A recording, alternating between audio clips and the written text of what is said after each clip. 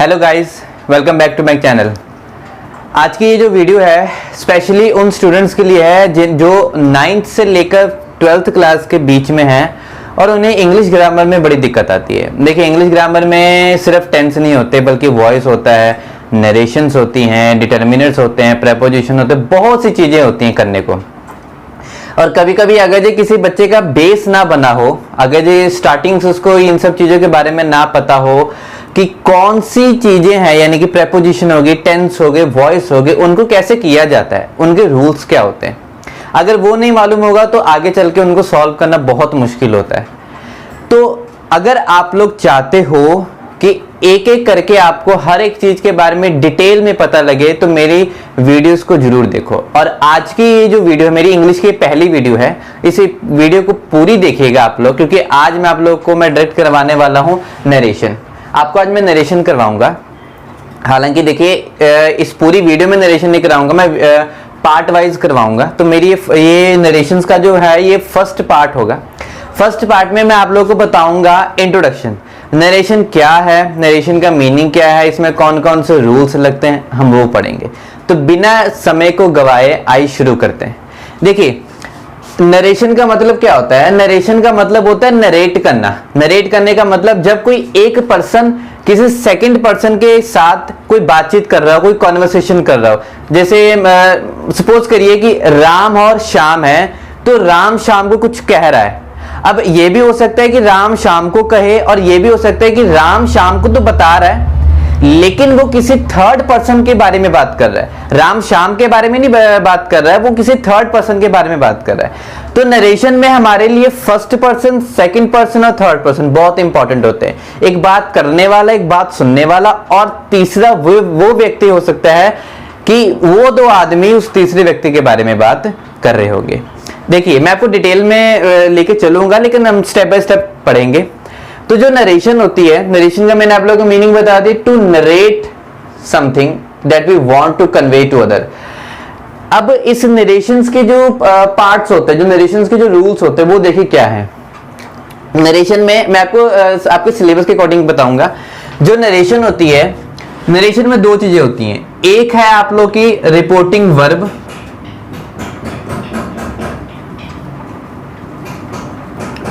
और दूसरी होती है हमारी रिपोर्टिंग स्पीच। रिपोर्टिंग वर्ब क्या होती है, रिपोर्टिंग स्पीच क्या होती है, मैं आपको बताता हूं। देखिए, सपोज करो कि मैंने कोई सेंटेंस बोला, मनीष से inverted coma I am very poor. देखिए, अब ये पूरा एक वाक्य है, मनीष से, यानी कि मनीष ने कहा I am very poor, I am very poor. अब हालांकि इसमें ये नहीं दिया होगा कि वह मनीष कह किसको रहा है, लेकिन कोई बात नहीं, मनीष अपने आप से तो बोलेगा नहीं, वो बोल तो किसी और को ही रहा होगा। तो मनीष से आई एम पुअर, तो याद रखिएगा ये इसको बोलते हैं इन्वर्टेड कोमा। ये हमारा क्या होता है? Inverted coma. इस इन्वर्टेड कोमा के पहले वाला जो सेंटेंस होता है वो कहलाता है रिपोर्टिंग वर्ब, और इन्वर्टेड कोमा के बाद वाला सेंटेंस कहलाता है रिपोर्टिंग स्पीच।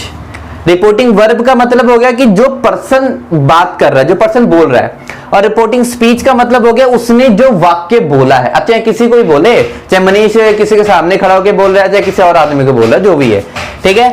तो इन्वर्ट में फिर से बता रहा हूं, इन्वर्टेड कोमा के पहले वाला सेंटेंस रिपोर्टिंग वर्ब कहलाती है, और इन्वर्टेड कोमा के बाद वाला सेंटेंस रिपोर्टिंग स्पीच कहलाएगा। ये क्लियर है? अब क्या होगा, देखिए, नरेशन में आप लोगों को 2 से 3 चीजें कन्वर्ट करनी पड़ेंगी, ठीक है। एक तो आप लोगों का हो सकता है ये वाली चीजें, ठीक है ना, इसको हम लोग बोलते हैं टेंस वर्ब में हम लोग कह सकते हैं। और दूसरा हमारा होगा सब्जेक्ट, हमारा हो क्या होगा? सब्जेक्ट। और जो तीसरा है, और वो तीसरा क्या होगा? तीसरी हो सकती है हमारी वर्ब। इन 3 चीजों को ही पूरी नरेशन में कन्वर्ट किया जाता है, पूरी नरेशन में चेंज किया जाता है। कि जैसे कि मैं इसको हिंदी में कन्वर्ट करके बताता हूं कि मनीष से आई एम पुअर, मनीष ने कहा मैं गरीब हूं। अब नरेशन है ये। अब मनीष किसी न किसी को तो नरेट कर रहा होगा, किसी न किसी को तो बोल रहा होगा, तो सुनने वाले के लिए भी सेंटेंस चेंज होगा। तो हम लोगों ने इन्हीं सब 3 चीजों को आप चेंज करना है, टेंस हो गया, सब्जेक्ट हो गया, वर्ब। तो आज की इस वीडियो में आपको मैं सबसे पहले सिखाऊंगा कि टेंस कैसे चेंज किया जाएगा। उसके बाद हम लोग सीखेंगे सेकंड टाइप में वर्ब, और थर्ड सबसे लास्ट में सीखेंगे सब्जेक्ट। क्योंकि देखिए ये वाला जो कॉलम है सब्जेक्ट चेंज करना, वो थोड़ा सा टिपिकल होता है, मैं टिपिकल भी तो नहीं कह सकते, लेकिन थोड़ा सा डिफरेंट सा होता है। उसको समझने के लिए काफी मतलब टाइम देना पड़ेगा, इसलिए मैं आपको सबसे लास्ट में सिखाऊंगा। पहले आपको मैं इधर वाला सारा कन्वर्ट करके बताता हूं। देखिए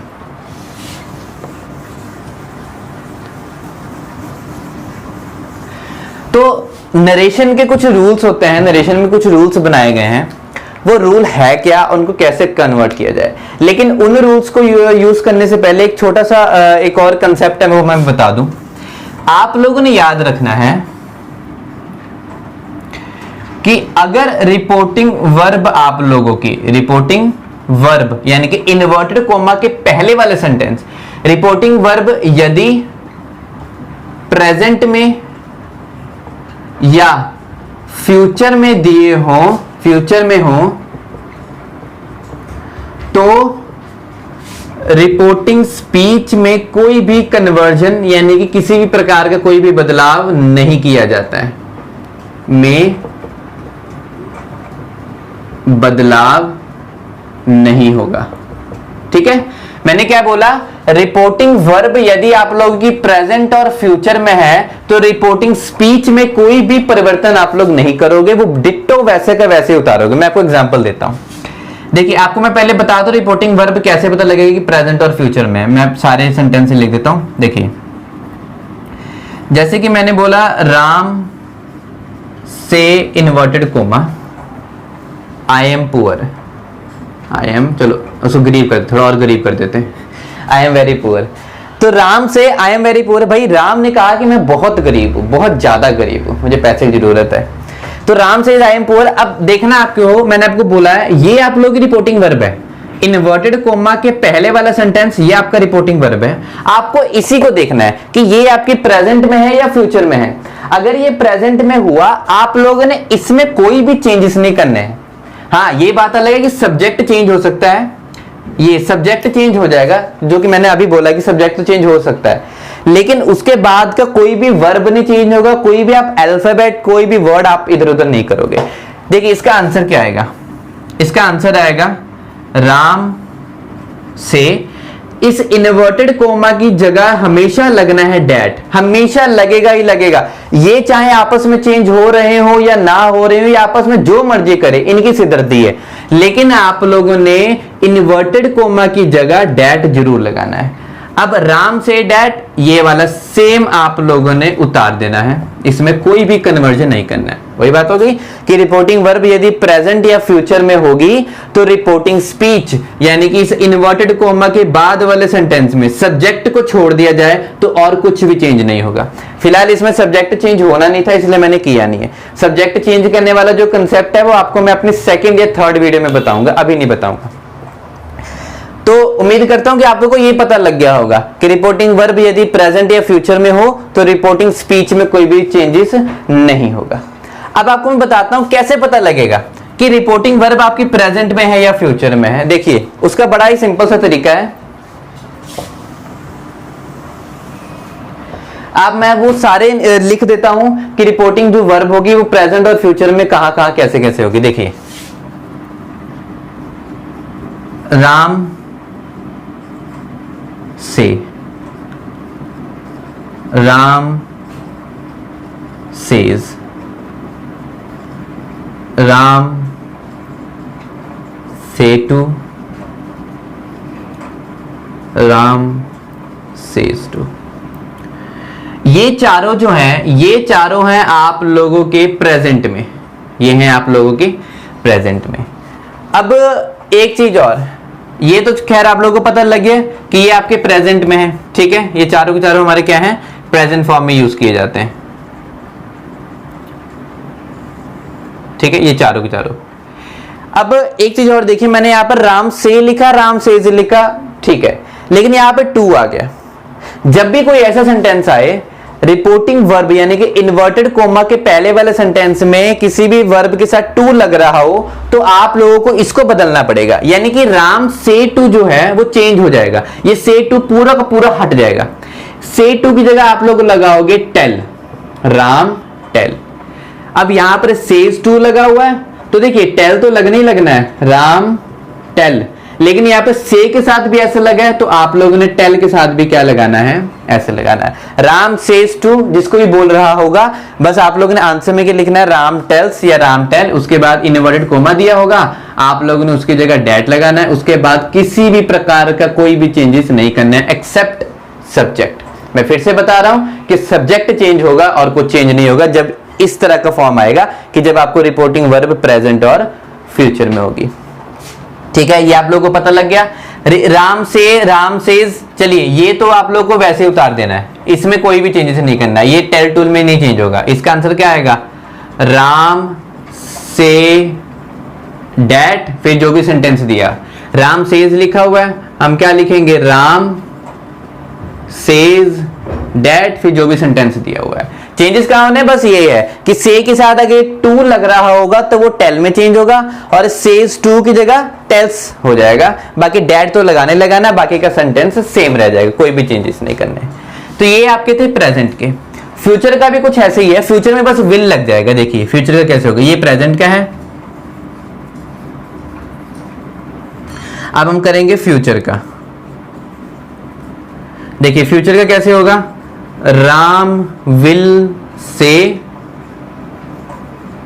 राम विल सेज, बस इसका आंसर क्या आने वाला है, इसका आएगा राम विल से डैट, आगे का सारा सेंटेंस सेम उतर जाएगा। उसके बाद इसका भी आ जाएगा Ram will says that, invert comma के बाद जो भी सेंटेंस। देखिए ये हैं आप लोगों के कुछ ये 6, इन 6 वाक्यों को याद रखिएगा, ये सारे के सारे इन्वर्टेड कोमा के पहले वाले सेंटेंस है। ये सारे आप लोगों के इन्वर्टेड कोमा के पहले वाले सेंटेंस दिए हुए हैं, तो बस आप लोगों को ध्यान में ही रखना है। अगर जो इन्वर्टेड कोमा इन सब फॉर्म में आ रहा है यानी कि से लिखा आ रहा है, तब आप लोगों ने रिपोर्टिंग स्पीच में यानी कि डैट के बाद जो भी सेंटेंस दिया होगा आप लोगों ने उसमें कोई भी चेंजेस नहीं करने, वो बिल्कुल वैसे ही उतारना है। ठीक है, अब आगे बढ़ते हैं।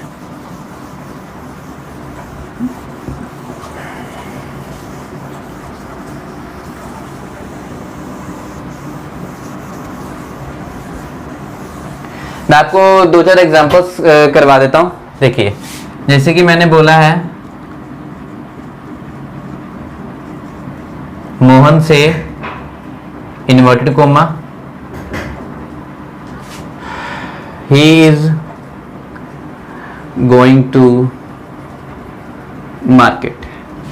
आगे दिया हुआ है मोहन से to Sohan, inverted comma, he is going to market। चलिए अब इसका मैं पहले इन दोनों का आंसर लिख देता हूं। क्या आंसर आएगा, देखिए आप लोगों ने बस क्वेश्चन आएगा तो क्वेश्चन में पहले रिपोर्टिंग वर्ब की तरफ ध्यान देना है।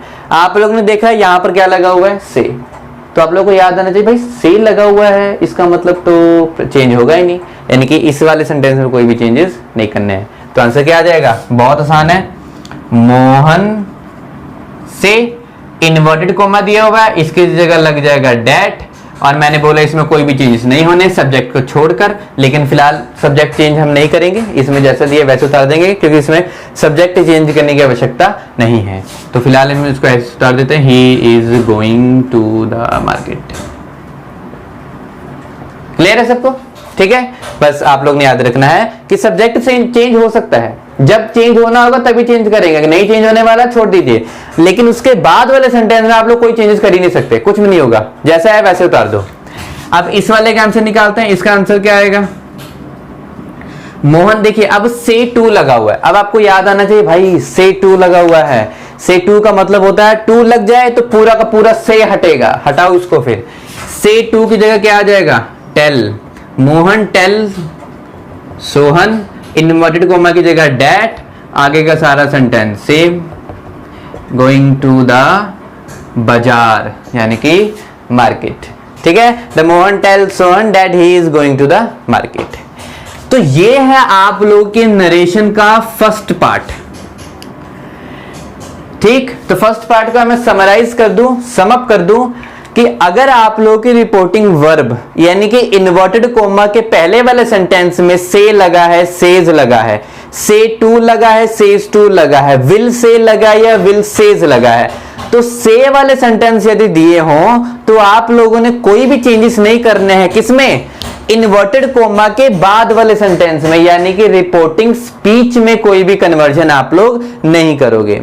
तो जैसे कि मैंने बोला चेंजेस नहीं होंगे, लेकिन सब्जेक्ट चेंज हो सकता है, कोई बात नहीं। जब हम थर्ड वीडियो में आपको अपलोड करूंगा तो थर्ड वीडियो में ये मैं आपको पूरा क्लियर कर दूंगा कि सब्जेक्ट को भी कैसे चेंज करना है। वो ज्यादा टिपिकल नहीं है, वो जल्दी हो जाएगा।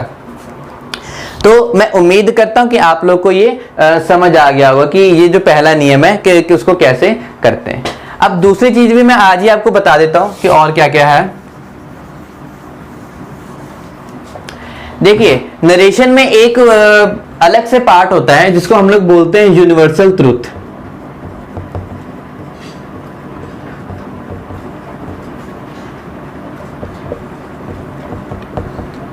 यूनिवर्सल ट्रुथ का मतलब क्या होता है? ब्रह्मांडिक सच्चाई, यानी कि कोई ऐसा वाक्य, ऐसा सेंटेंस जो यूनिवर्सली मतलब कि एप्लीकेबल है, यूनिवर्सली ट्रुथ है, वो सच्चाई है, वो जिसको आप, मैं, दुनिया का कोई भी इंसान बदल नहीं सकता।